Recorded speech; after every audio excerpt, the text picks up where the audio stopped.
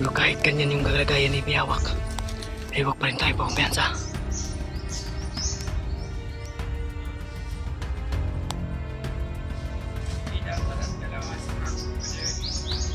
Nanghihina na siya.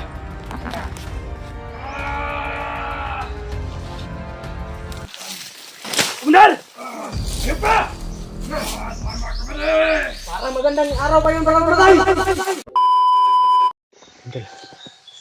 isang maulan na hapon po sa ating lahat at pagpalang araw, pagpalang umaga kung anong oras po ito mapanood. Paiwan po ng like, share, subscribe sa aming video tol. So, dito pa rin tayo sa area tol, no? At salukuyang sinusundan namin si Yung tol kung saan siya papunta, dahil yun sa narinig natin may kukunin daw siya na mga bagong recruit. Yun yung sabi niya, di ba Justin? Mga bagong recruit daw yung sasalubungin ni Kyung ng mga tauhan na utos ni Bayawak. May ayon sa narinig namin tol, si Kyung ay inutusan ni Bayawak para may ihahandog na alay. Ang tanong, kung ano kayang klaseng alay yun, dahil kilala naman natin si Bayawak tol, na nung nakita siya ng ating mga kasamahan na kumakain ng tao, ang nasa isip-isip ko tol at pinangangambahan ko, ha? Wag mong tawagin siya ganun. Ang nasa isip-isip ko tol, kung pinag-alala ko lang na baka may mabiktima sila sa baba at ihalay nila kay Bayawak. Dahil ayon sa narinig ko, si Bayawak ngayon ay nanghihina dahil nung na-encounter namin siya, napuruhan ko po siya, tinamaan siya ng mga bibigat na bitaw ko, kaya't gusto niya ng alay na tao para bumalik yung dating lakas niya. Sana lang ay hindi sila magtagumpay o si Kyung, tulungan kami ng Diyos nasa taas at hindi sila magtagumpay sa kanilang pinaplano. Dahil ngayon si Bayawak tol naghihingalo at nanghihina. So ngayon binabaybay po namin kung saan namin nasundan si Kyung. Ngunit kasama ang palad tol ay nawala po bigla sa aming paningin. Sobrang bilis niya tumakbo. At nung sinundan namin siya sa pagtakbo, bigla na po siyang naglaho at hindi na namin nakita. May mga paakyat siguro na bandido ba? May mga motor tayong naririnig mula sa malayo tol. Paakyat yan? Paakyat siguro yan. Baka yan na yung sinasabi nila nga mga supply at mga bagong recruit.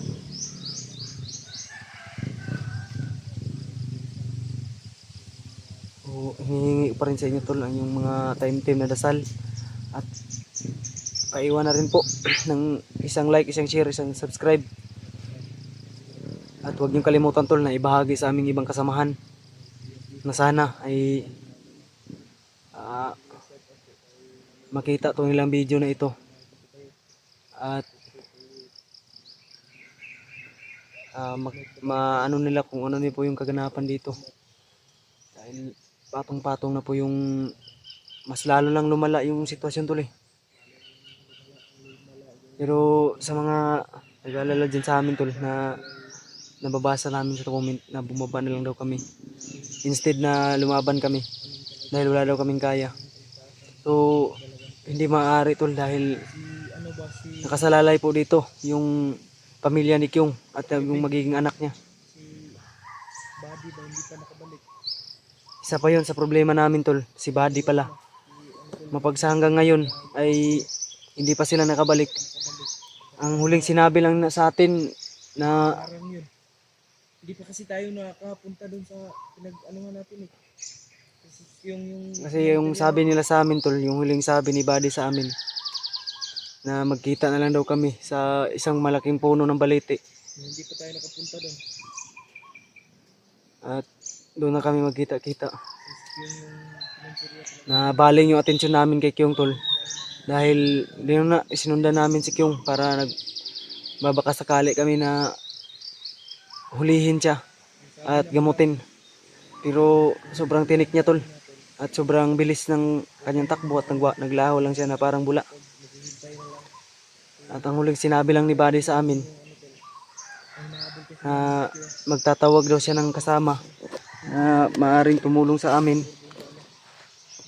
para mapadali yung misyon namin. Pero tatlong araw na yung nakalipas. Mag-4 na araw na hindi pa rin bumabalik si Buddy. At yung pinangako niya sa amin, sana walang nangyari sa kanilang masama tol, no? Sana hindi rin tayo traitor rin yun. Isa lang din yung pinag-alala ko. Baka na-traitor niya tayo tol. O pinagtaksilan niya tayo. Kung hindi man tayo, Dalawa lang yung choices, dalawa lang yung pagpipilian niya.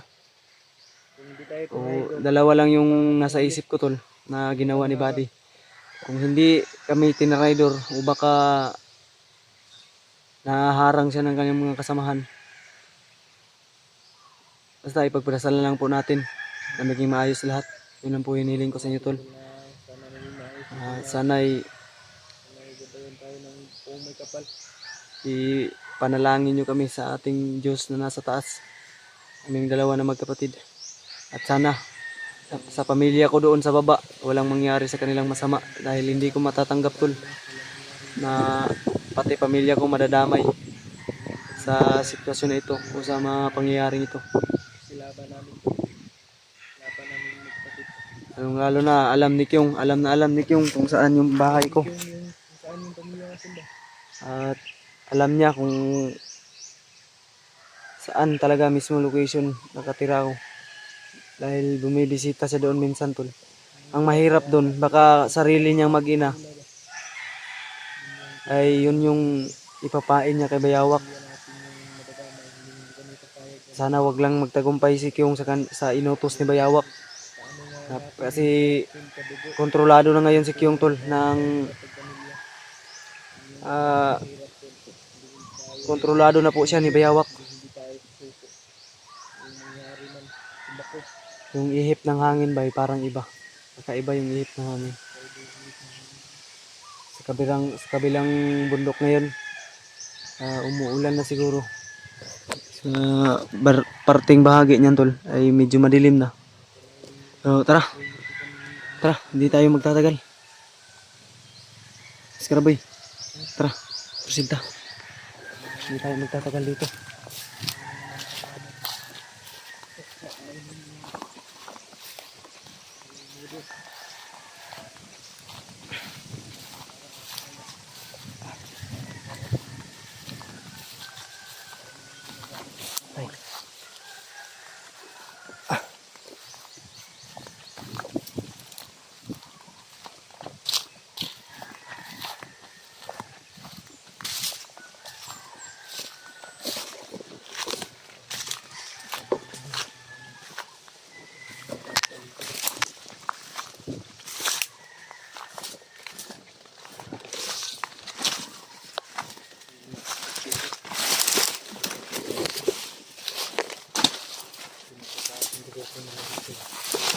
Lakas.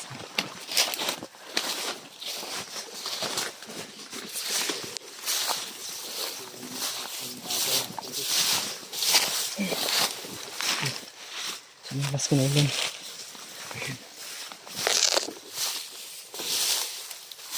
May mga bakas dito. May ano dito. May malaking butas. Parang landmine to ba? May na sumabog to no. Sobrang laking butas. Laking sumabog dyan. Parang ano yan? Pipe bomb yung sumabog dyan. Mateo. Sobrang nabiak. Malaki to.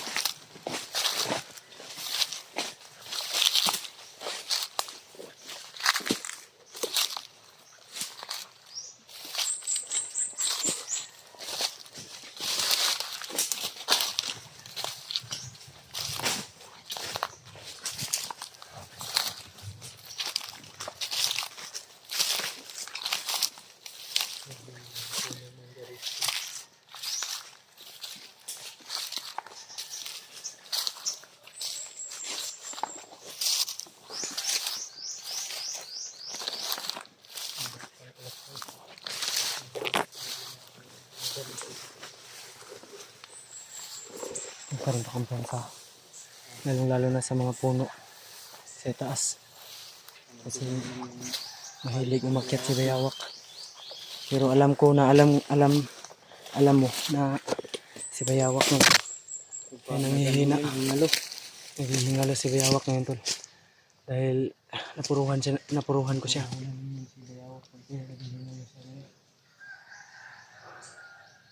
Siguro ilang araw nang hindi nalabas. So, parang tayo pakampante dahil kahit napuruhan natin may Malakas pa rin yun. matalas pa rin yun ang pang-amoy at matalas na pandinig. Uy, may sumisipol ah. Diyan ang gagaling oh. Ayan oh.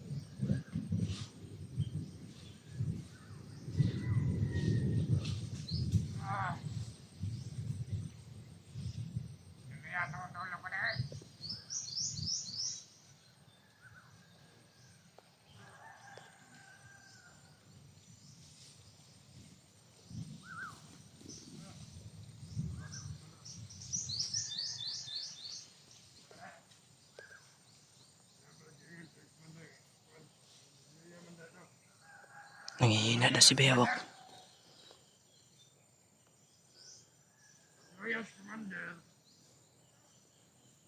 Nanghihina na si Bayawak.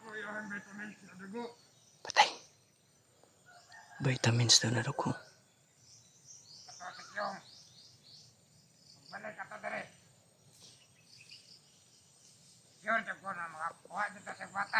Panamay.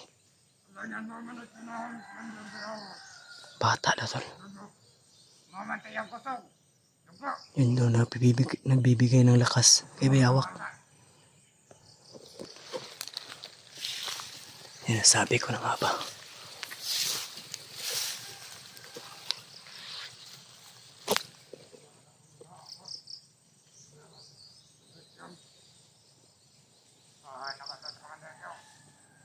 Commander Kyo.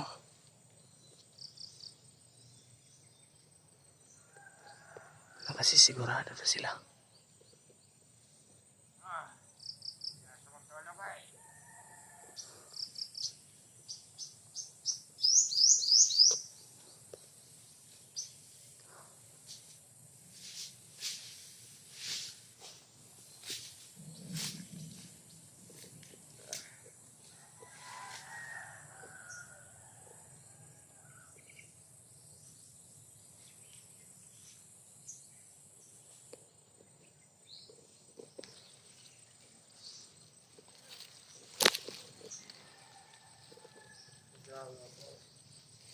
Hinihintay pala nila dito si Kyung tol.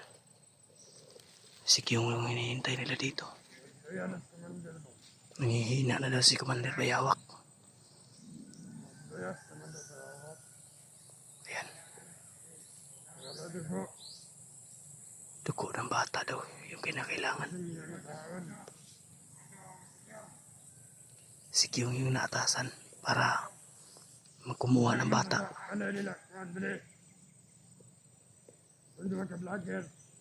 Pandamay.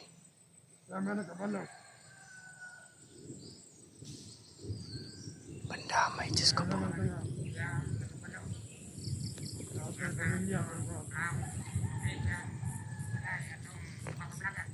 Pandamay. Puti kamay. Mukhang pamilya ko yung target, tol. Huwag naman sana mangyari, tol. Pamilya ko target nila. Mga hayop.